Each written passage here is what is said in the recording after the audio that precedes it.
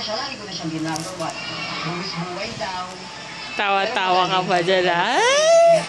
Tawa-tawa ka pa dyan, ha?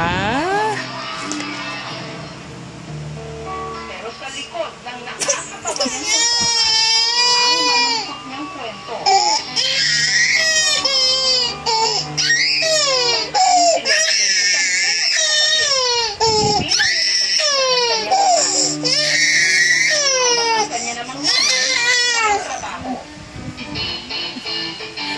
Alex, lagay mo nga dito sa gitna.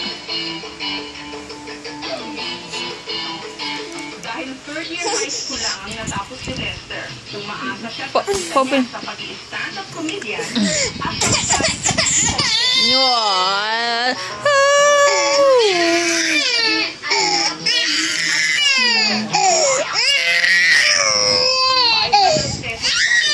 na pinagkakasya ng kanilang pamilya.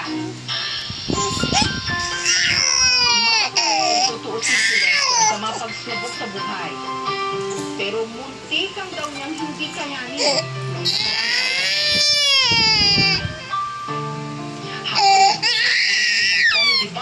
Nalaman na lang